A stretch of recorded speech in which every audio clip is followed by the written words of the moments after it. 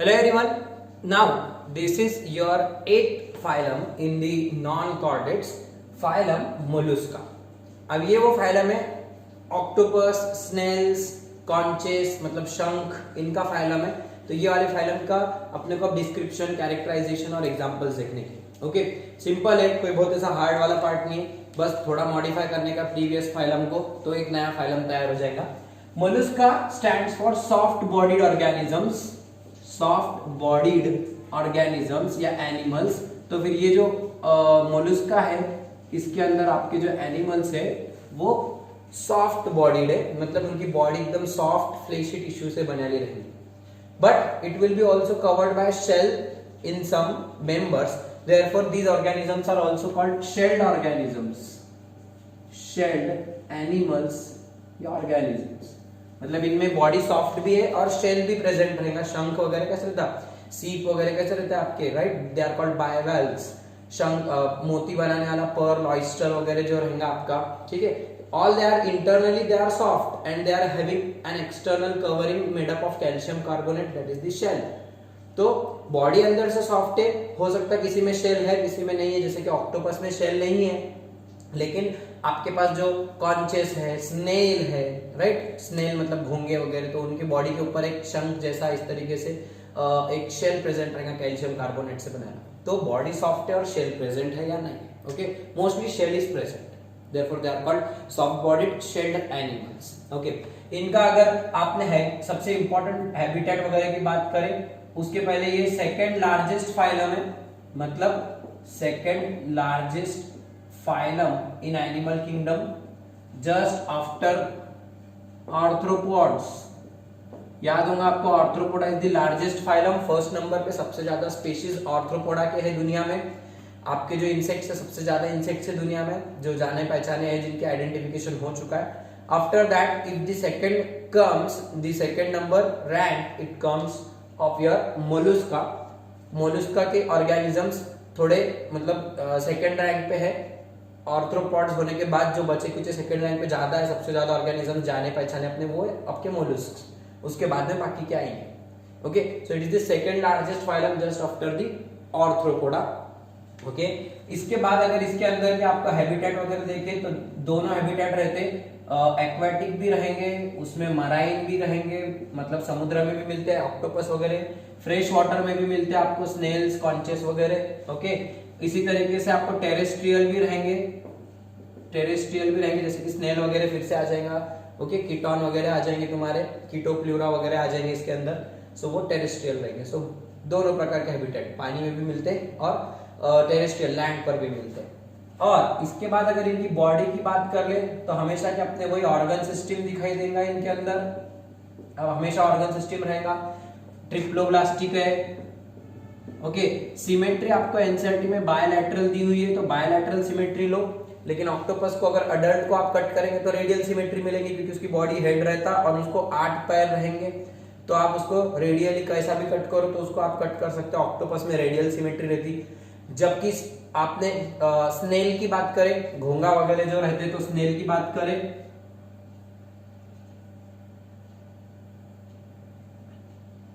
इस तरीके से स्नेल रहेगा, उसके ऊपर शंख वगैरह रहेगा ऐसा.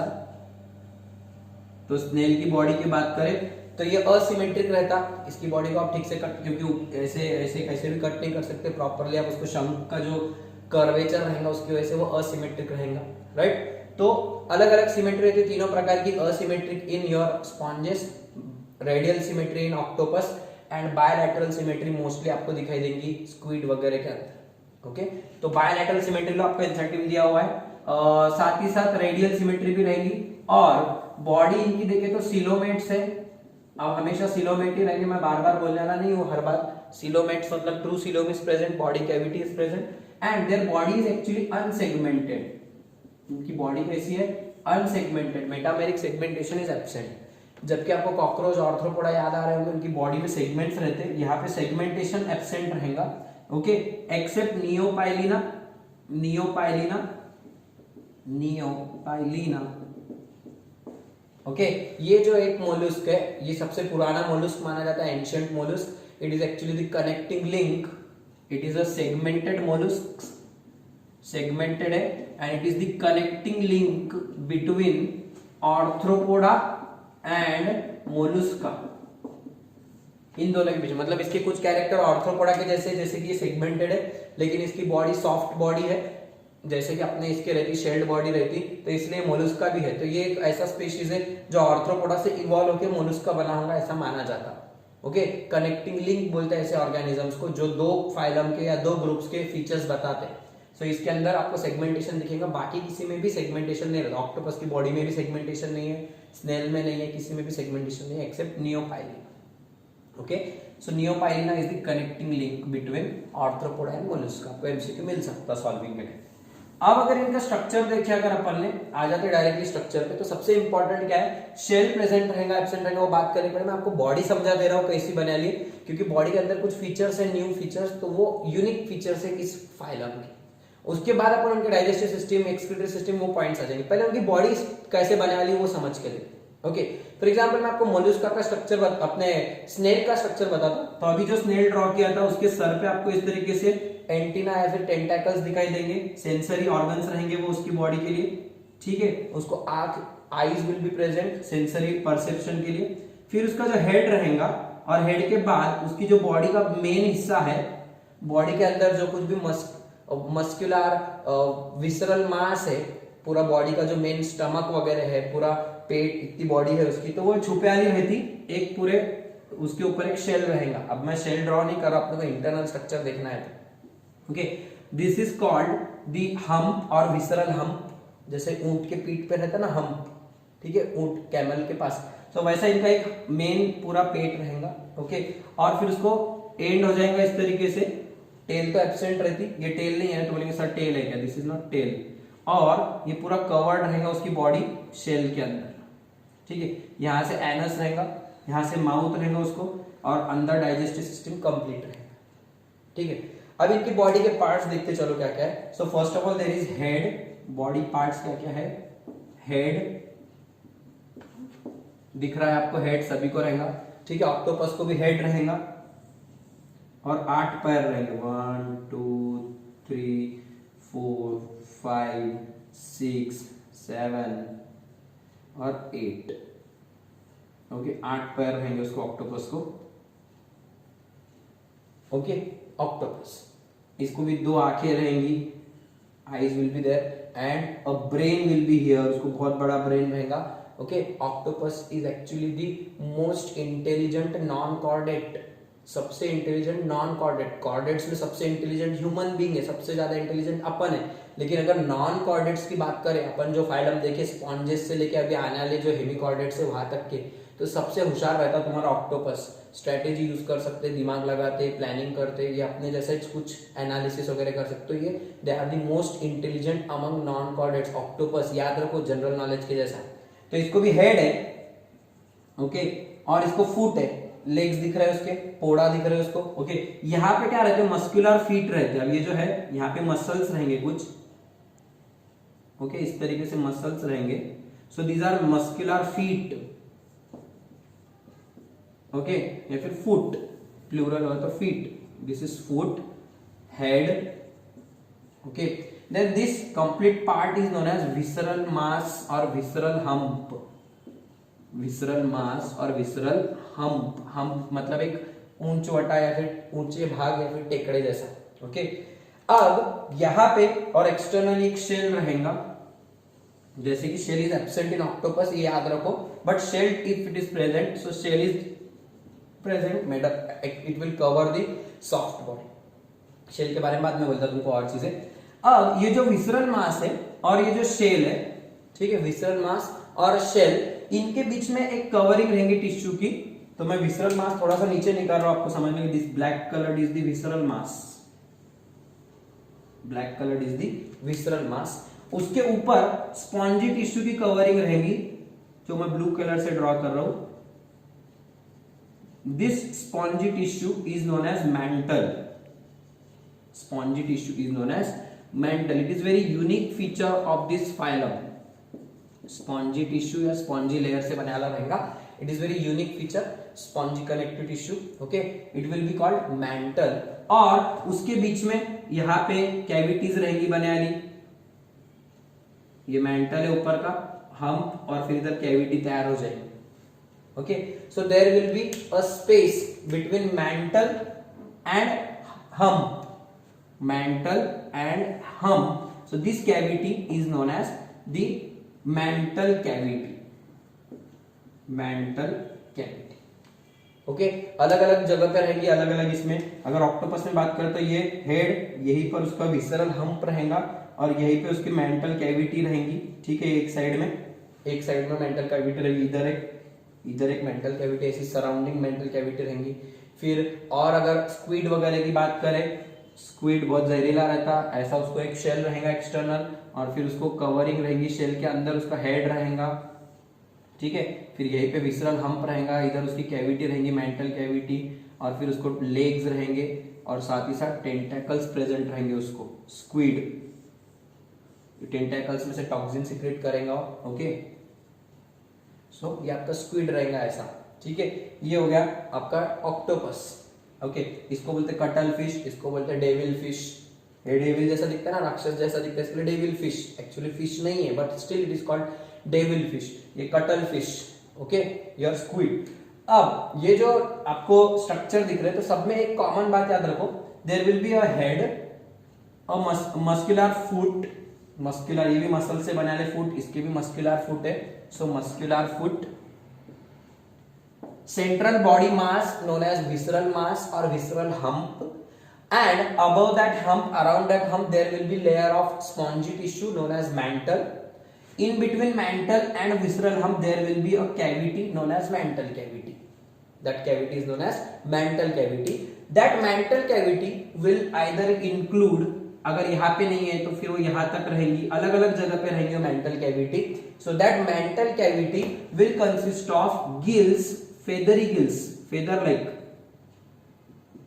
फेदर कैसे रहते हैं? इस तरीके के फेदर्स रहेंगे आपके पक्षियों के पंख कैसे रहते हैं? So they are feathery gills and a rasping organ, file like rasping organ. File कैसी रहती है आपकी नोटबुक कैसी है, किताब कॉपी इस तरीके से खोल सकते हैं अपन उसको, ऐसे दो पार्ट हो सकते हैं। सो यहाँ पे क्या रहेगा, माउथ के पास में जो कैविटी के अंदर ये माउथ ऐसा जाएगा, यहाँ पे एक फाइल जैसा रास्पिंग ऑर्गन रहेगा, उसके अंदर टीथ वगैरह रहेंगे।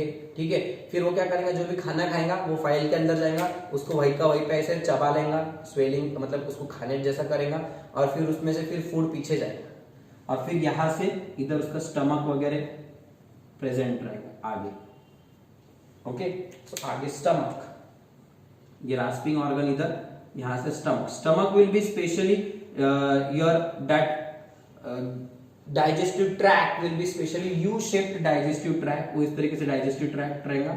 बाकी के फिर उसके इंटेस्टाइन वगैरह पार्ट्स रहेंगे, and it will open into ending part known as anus, बाहर से रहेगा एनस।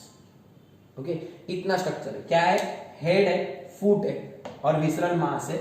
विसरल मास में उसका डाइजेस्टिव ट्रैक है, और विसरल मास के ऊपर शेल के नीचे आपका स्पॉन्जी टिश्यू कवरिंग है, it is called mental.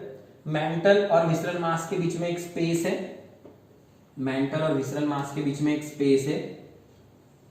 Okay, so that space is known as mantle cavity, in which there will be presence of feathery gills, feather like gills. Okay, they will help in respiration as well as excretion. They will help in respiration as well as excretion, and there will be a special rasping organ.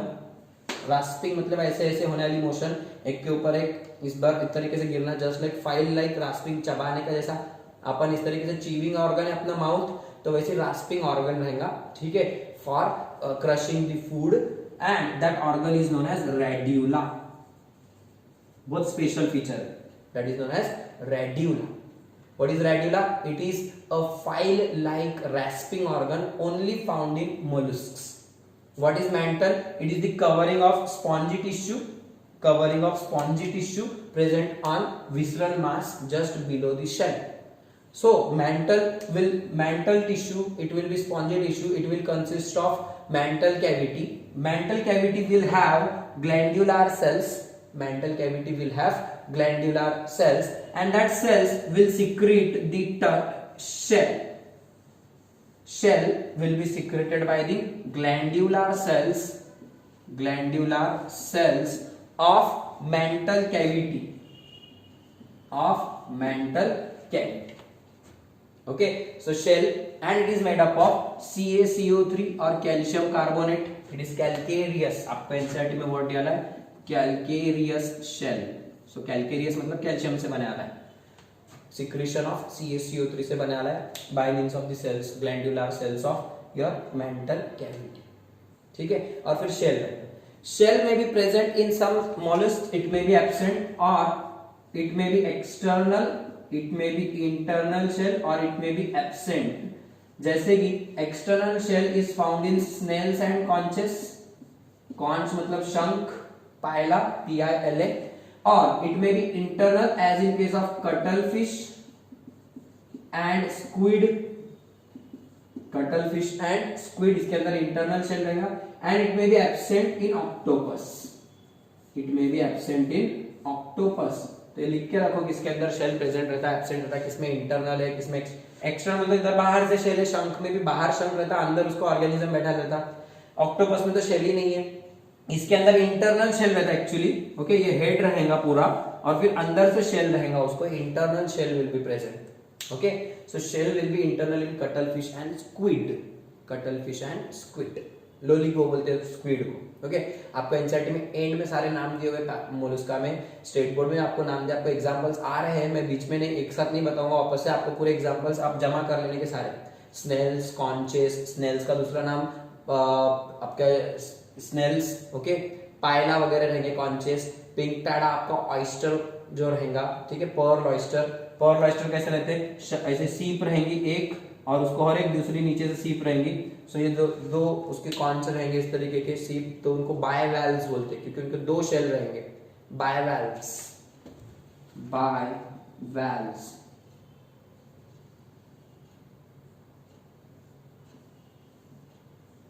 इस तरीके से कुछ रहता, right, ऐसे इनके shell रहेंगे. इधर अंदर वो एनिमल बैठा रहेगा, उसके अंदर जब एक आधा रेत का कोई कण चला जाएगा, कोई सैंड पार्टिकल चला जाएगा, वो उसको बार बार इंजरी करेगा. सो फिर उसके जो मेंटल कैविटी है उसके आजू बाजू में फिर वो नेकर, NACRE, नेकर नाम से एक केमिकल सीक्रेट कर दी और फिर वो केमिकल उसके आजू बाजू डिपॉजिट हो जाता है सैंड पार्टिकल के और आपके पर्ल फॉर्मेशन होता है, मोती तैयार हो जाता है. सुने होंगे आपने इस तरीके से मोती तैयार होते. वो जो बचपन में सुना होगा आपने कि ऐसे सीप ऐसा मुंह खोल के बैठ जाते हैं, बारिश की बूंद गिरती है और उसमें मोती तैयार होता. This is not true story. True story ये है कि सैंड पार्टिकल अंदर जाने से उसको बार बार इंजर करेगा, तो उस सैंड पार्टिकल के around mantle cavity will secrete a chemical called nacre which will be very shiny chemical. Shell इसकी वजह से शाइनी रहता है और नेकर की वजह से. तो नेकर जब सीक्रेट होगा तो उसकी वजह से फिर वो सैंड पार्टिकल के आजू बाजू उसका जितने ज्यादा लेयर डिपोजिशन होगा उतना बड़ा मोती तैयार होगा. ओके, तो इस तरीके से मोती तैयार होता है in pearl oyster. Pinctada, क्या पिंक टैडा, पिंक टैडा नाम कितना भारी, Pinctada. Okay, it is pearl oyster. Pila मतलब शंख, आपका जो शंख है वो पायला या फिर पीला.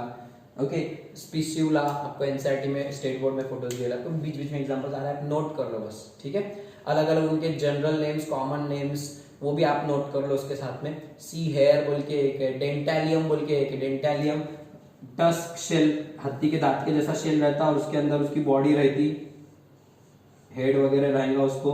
सो ये टस्क शेल, हाथी का दांत कैसा रहेगा, एलिफेंट टीथ, टस्क, तो उसके जैसे दिखाई देता है, इसके लिए टस्क शेल डेंटालियम आपको दिया है ना. Okay, so these are the examples of your soft bodies and shelled organisms except your octopus, उसमें शेल नहीं है, बाकी सब में शेल है. ओके, बॉडी समझ में आई. बॉडी के स्ट्रक्चर मेन फीचर अगर आप देखें तो presence of mental and radula, it is the file like respiring organ, file like respiring organ. Okay, ये इनके मेन फीचर्स है. अब आ जाते हैं अपने सर्कुलेटरी सिस्टम वगैरह. तो आपको यहाँ पर ऑलमोस्ट मैं बहुत चीजें बता चुका, तो आप पॉइंट नंबर 5 डाल के नोट कर लो. पॉइंट नंबर 5 क्या है, इनके अंदर बॉडी पार्ट्स होने के बाद अगर आप देख रहे हैं तो digestive system is complete. Digestive system complete है. ट्यूब विद इन ट्यूब है, tube within tube body plan. Okay, then excretory system की अगर बात करें तो feathery gills are present here which help in excretion as well as respiration, वहां पे भी आ जाएंगे फेदरी गिल्स, तो ये एक्सचेंज ऑफ मटेरियल यूज करे में हेल्प करेंगे। प्लस ऑक्टोपस वगैरह डेंटेलियम वगैरह में आपको मेटानेफ्रिक किडनीज भी मिलेंगे। अब यहाँ पे किडनीज एकदम प्रीमिटिव टाइप के किडनीज भी शुरू हो जाएंगे, metanephric kidneys will be present. Okay, then excretion के बाद में अगर रेस्पिरेटरी सिस्टम की बात करें, so again your feathery gills will help here in the mental cavity, they will also exchange of gases. okay, gills से ही एक्सचेंज होगा। Okay, one more thing, excretion की बात करें तो अमोनोटेलिक रहते हैं मेनली, या फिर यूरिकोटेलिक, अमोनोटेलिक और uricotelic. So like this they are either ammonotelic और uric acid will be excreted uricotelic. ठीक है, feathery gills will also exchange, help in exchange of gases. Then अगर सर्कुलेटरी सिस्टम की बात करें, so circulatory system is of both two types, closed as well as open. Open circulatory system मतलब body के अंदर कहीं से भी ब्लड फ्लो होगा, जस्ट लाइक योर अपने आर्थ्रोपोड्स। ओके, तो वहां पे open circulatory system, blood vessels will be absent except the cephalopods. Cephalopods में आएंगे तुम्हारे ऑक्टोपस, सेपिया। ओके, ये जो एनिमल्स है इनके अंदर आपको क्लोज सर्कुलेटरी सिस्टम मिलेगा। अभी मैंने ऑक्टोपस और ये जो ड्रॉ किया था, सेपिया था एक्चुअली कटल फिश। सो इसके अंदर आपको क्या दिखाई देगा, अंदर उसके अंदर आपको ब्लड वेसल्स प्रेजेंट रहेंगे। सो ये एक ग्रुप है सेफेलोपॉड, क्योंकि इनका हेड बड़ा है, सेफेलो मतलब हेड, तो इनका हेड बड़ा है ना ऑक्टोपस का, और पोडा मतलब लेग्स, सो इसलिए इनको बोलते हैं सेफेलोपॉड्स। जबकि आपके स्नेल है तो इनको बोलते हैं गैस्ट्रोपॉड्स। गैस्ट्रो मतलब पेट, उनका पेट बड़ा दिखता है ऐसा, हेड छोटा है, और पॉड्स मतलब legs. So these are gastropods, these are cephalopods, octopus and sepia. So only cephalopods will have closed circulatory system. Others, gastropods, bivalves, आपके जो अभी अपने pearl oyster निकाले, so they are called bivalves. Okay, they will have open circulatory system. They will have open circulatory system. Okay, other mollusks. याद रखो, ये MCQ पूछते कि इनमें से किसमें क्लोज सर्कुलेटरी सिस्टम है। एनेलिडा में अगर आपको याद होगा तो एनेलिडा में भी क्लोज सर्कुलेटरी सिस्टम था, आर्थ्रोपोडा में ओपन सर्कुलेटरी सिस्टम था, सब में ऑलमोस्ट। ओके, और यहाँ पे सेफेलोपॉड्स को छोड़ के सब में ओपन है, बस सेफेलोपॉड्स में क्लोज सर्कुलेटरी सिस्टम। इनका जो ब्लड रहता अलग अलग कलर का रहता, ब्लू, ग्रीन, रेड, अलग अलग कलर का हो सकता। मेनली ब्लू कलर का रहता due to presence of blue coloured blood, mainly due to presence of haemocyanin. अगर आपको अर्थवर्म की याद आ रही होगी तो अर्थवर्म में हीमोग्लोबिन प्रेजेंट रहता है, जिसकी वजह से रेड रहते हैं, बट आरबीसीज एब्सेंट है, उसमें प्लाज्मा में हीमोग्लोबिन डिसऑर्डर है। आर्थ्रोपोडा में आपका ब्लड कलरलेस है, it is called haemolymph. Okay, यहाँ पे आपका ब्लड में स्पेशल पिगमेंट रहेगा हीमोसायानिन, इसके अमाउंट के हिसाब से ब्लड का कलर डार्क ब्लू, ग्रीन, इस तरीके से अलग अलग शेड्स में जा सकता है। Okay, so blood will be blue in colour. Octopus का ब्लड ब्लू कलर का रहता है due to presence of haemocyanin. Earthworm का रेड कलर का रहता है due to presence of haemoglobin. Okay, cockroach का कलरलेस रहता because it does not have any pigment. Okay, फिर और एक बात अगर याद रखनी है तो ऑक्टोपस में 3 हार्ट रहते, ऑक्टोपस में 3 हार्ट है। ठीक है, 3 हार्ट्स आर प्रेजेंट, 3 ब्रेन भी रहते हैं उसके अंदर। सो इस तरीके से ऑक्टोपस एक बहुत यूनिक फैक्चुअल पॉइंट बन जाता है। आपको बहुत सारे फैक्चुअल एमसीक्यूज उसके आजू बाजू पूछ सकते हैं या कहीं ना कहीं जनरल नॉलेज में काम आ जाए। अगर सर्कुलेटरी सिस्टम के बाद बात करें तो इनके अंदर रेस्पिरेटरी सिस्टम, सर्कुलेटरी सिस्टम। अब आ जाते फाइनली तुम्हारे अपने रिप्रोडक्टिव सिस्टम के ऊपर, सॉरी नर्वस सिस्टम की बात करें। So ganglionated nervous system, ganglionated nervous system, ganglion है मतलब 3 मास, उसमें मास ऑफ न्यूरॉन्स रहेंगे। सो एक ब्रेन यहाँ पे रहेगा, एक ब्रेन इधर रहेगा, एक ब्रेन इधर रहेगा फुट में, तो 3 प्रकार के ब्रेन रहेंगे इनके अंदर। ऑक्टोपस में भी 3 प्रकार के गैंग्लियन रहेंगे। So there 3 types of ganglion will include cerebral ganglion, pedal ganglion and visceral ganglion. Cerebral nervous system, ganglions present है मतलब ग्रुप ऑफ न्यूरॉन्स 3 है। सेरेब्रल मतलब हेड में एक रहेगा, पेडल मतलब पेड़ा में, पोड़ा मतलब लेग्स में प्रेजेंट रहेगा, और विसरल मतलब उनके बॉडी के बीच के हिस्से में एक रहेगा और एक नीचे के हिस्से में रहेगा। तो हेड के लिए एक अलग से ब्रेन है, विसरल मास के लिए अलग से हिस्सा है। Okay, and that two are connected by means of your double ventral nerve cord, nerve ring will be present here, वो बाकी की चीजें उसी तरीके से, नर्व्स रहेंगे, सेंसरी ऑर्गन्स रहेंगे, इनमें भी रिसेप्टर्स रहेंगे, स्टैटोसिस्ट इनमें भी रहेंगे, स्टैटो मतलब स्टैटिक बैलेंसिंग ऑर्गन रहेंगे इनके अंदर भी। Okay, eyes will be present, eyes will be highly developed, eyes will be present here. Okay, so इस तरीके से इनका ब्रेन और नर्वस सिस्टम बना। लास्टली इनका अगर रिप्रोडक्शन देखें तो सेक्सुअल रिप्रोडक्शन प्रेजेंट रहेगा, sexual reproduction is seen, dioecious है, डायोइशियस मतलब male and female parts are present in different bodies. Okay, generally इस तरीके से रहेगा। इनडायरेक्ट डेवलपमेंट रहेगा, मेनली इनडायरेक्ट डेवलपमेंट मतलब larval stage will be present, external fertilization will take place, external fertilization मतलब males will deposit sperms outside, female will also deposit ovum और eggs outside the body, और water में ही fertilisation होगा और वहीं पे फिर उसके जाइगोट और लार्वा तैयार होंगे। लार्वा बड़ा स्पेशल रहता है इनका, इनके लार्वा का नाम भी देख लो, वेलिगर लार्वा, वेलिगर लार्वा, और दूसरा एक है गोचिडियम, एक्चुअली गॉसिडियम है लेकिन याद रखने के लिए क्या याद रखने का, ग्लोचिडियम, ग्लोसिडियम लार्वा, ये दो लार्वा अलग अलग इसमें मिलते हैं। So glochidium larva and veliger larva are the exclusive feature of your phylum Mollusca. Okay, इसमें ही मिलेगा आपको। सो इस तरीके से डेवलपमेंट इनकी इनडायरेक्ट रहेंगी, मतलब लार्वल स्टेज से एडल्ट बनेगा, एक्सटर्नल फर्टिलाइजेशन रहेगा, ठीक है, एंड लाइक दिस। और लास्ट में कुछ अंडे भी देने वाले रहेंगे तो ओवीपैरस रहेंगे, अंडे देने वाले तो ओवीपैरस हो गए, बच्चे देने वाले रहते तो ओवीपैरस रहते लेकिन ये अंडे देते तो इनके एग्स में से बच्चे निकलेंगे। ओके, तो इस तरीके से रिप्रोडक्शन कंप्लीट हो। फाइनली इनकी इकोनॉमिक इंपॉर्टेंस वगैरह की बात करें तो आपको खाने के काम आ सकते हैं, कुछ है तो पर्ल ऑयस्टर वगैरह इकोनॉमिकली इंपॉर्टेंट है अपने लिए, कई सारे के मेडिसिन मिलते, आपके ऑक्टोपस वगैरह वेनम सिक्रेट करते, स्क्विड वगैरह जहर रहता है उनके अंदर टॉक्सिन्स, और वो वेनम को अपन मेडिसिनल यूज भी कर सकते हैं, एंटी वेनम बोल के। ओके, कैंसर वैंसर के ट्रीटमेंट में काम में आता हो। डार्क एक इंक वो छोड़ सकते, ऑक्टोपस पे अगर किसी ने अटैक किया तो काले कलर की इंक छोड़ के भाग जाता, वहां पे काला काला हो जाता, पूरा दिखता नहीं फिर दुश्मन को। सो वो उनका डिफेंस मैकेनिज्म रहता। सो इंक ग्लैंड्स भी उनके अंदर प्रेजेंट रहते, वो इंक भी इकोनॉमिक इंपॉर्टेंस की रहती, वो भी केमिकल अलग अलग मेडिसिन के जैसा काम में लेते। तो ये बहुत सारे इकोनॉमिक इंपॉर्टेंस है, अपने बहुत काम के एनिमल्स है, ठीक है। सॉफ्ट बॉडीड होने से खाने वाने के काम के भी आते हैं, उबाल के खाते हैं, तोड़ के खाते हैं, टुकड़े अलग अलग तरीके से खाते। ओके, सो बहुत अच्छा फायदा है। लास्ट में उसके एग्जाम्पल्स फिर से आपके सामने फोटो सिर्फ एग्जांपल्स दे रहा हूँ, लर्न कर लो।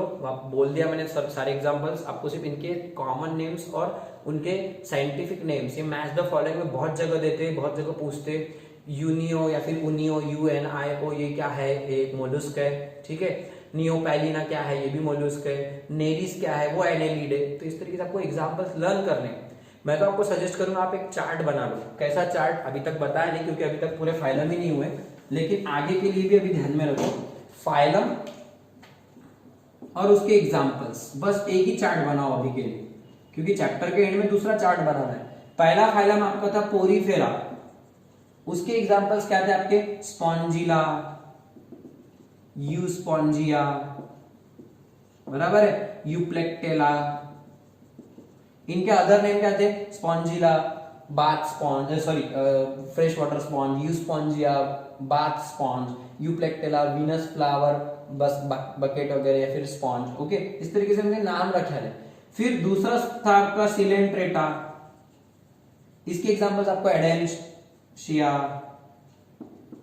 ठीक है। फिर ओबेलिया, जेलीफिश, हाइड्रा, ये सब थे। Portuguese man of war, right, Meandrina का ब्रेन कोरल वगैरह, ये सब नाम इधर लिखो, मतलब ऐसा करके। अच्छा, एक पेज के अंदर 1 2 5 फाइलम इधर से, 5 फाइलम इधर से, ऐसा बिठा दो, या फिर सिंगल रजिस्टर के पेज पे 5, फिर अगले पेज पे 5, ऐसा बना के रखो और ये लर्न करो बेटा। इस तरीके से करोगे तो तुमको ये एग्जांपल्स लर्न होंगे, तभी ये चैप्टर इजी लगने लगेगा। अदरवाइज क्या होता, कंफ्यूज होता, सर वो मुझे याद ही नहीं आ रहा था कि सेपिया कहाँ पे आता। सेपिया एक्चुअली वो अपना मोलस्क है, ओके। डेंटेलियम कहाँ पे आता, डेंटेलियम मतलब दांत के जैसा दिख रहा है, तो डेंटेलियम भी शेल लाइक है, तो वो मोलस्क है, ओके। सर लैम्यूलस क्या है, लैम्यूलस किंग क्रैब है, बहुत बड़ा खेकड़ा है वो, ओके, इस तरीके से एग्जांपल्स लर्न करने के लिए आपको ये टेबल फॉर्मेट कर लो, आई सजेस्ट अभी कर लो, जितने हो गए एटलीस्ट उतने करो, और नए जब ऐड होंगे तो यहाँ पे एग्जांपल्स लिखने के अलग से आपके मेन डिस्क्रिप्शन में भी लिखने। Okay, so here we are done with this simple phylum. Last phylum आपका बहुत आसान फाइलम था, लास्ट बोलने का मतलब अभी और 2 फाइलम बाकी इसके अंदर, इकाइनोडर्मेटा और Hemichordata. So we will see their characteristics, features and the examples in our next lecture.